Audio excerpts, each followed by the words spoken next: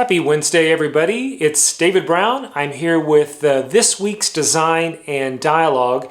And this week, I'm going to keep with the theme of your firm will hire this year. Be prepared.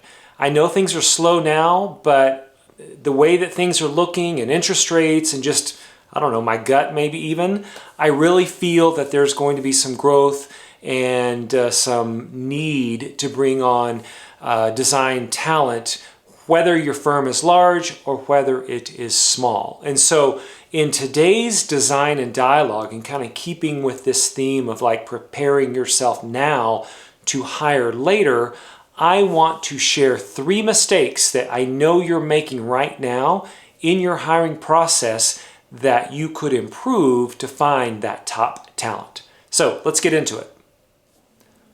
Okay, the first thing that you are doing that's hindering your hiring process is that your overall process is too slow. It is taking too long to interview and assess the talent that you're bringing in to interview. There are other firms out there that are looking at this same top talent, and if your process is slow, you're going to lose that candidate. And you're going to keep losing candidates until you can tighten up your process. So a few tips that I would have to tighten up your process are, number 1, have an interview questionnaire ready to go. Understand what the role is, whatever it could be, a PA, a PM, doesn't matter. Understand the questions that you're going to ask everybody to ensure that you're assessing their match to that job appropriately. And then always do a very quick same day or next day follow-up, talking about the same questions and getting a consensus if there is a next step for this candidate. And then do that very quickly for each step that you need. And I would encourage you to have no more than 2 steps. And if you need a third for whatever reason, they need to meet the team or they got to kind of meet the CEO for some reason, make it the same day if you can. But if you can truncate down your interview process to a week and a half, and at the very outskirts, 2 weeks, that's going to help you win the day and get an offer out that gets accepted by that top talent. The second thing that you are doing wrong in the interview process is that you're not selling your firm. A lot of firms fall into the rut of asking a lot of questions about the candidate and then assuming that the candidate's done all their research on the firm. Now, a good candidate's got to know a little bit about the firm, but your opportunity or your goal in the interview process is to take that candidate deeper into your culture, deeper into who you are, deeper into your strategies for growth and next steps and things of that nature. And if you don't have a practiced, concise way to talk about who you are as a firm and where you are going as a firm, the candidate's got to lose interest and got to follow the firm that can articulate who they are and what they want to do. So as you're preparing for this year later in this kind of slow time, jot down some notes right now about who you are, where you want to go, and put them in a concise brief to share with every candidate that you interview. Okay, and the last thing that you're doing wrong in your interviewing process is that you are indecisive.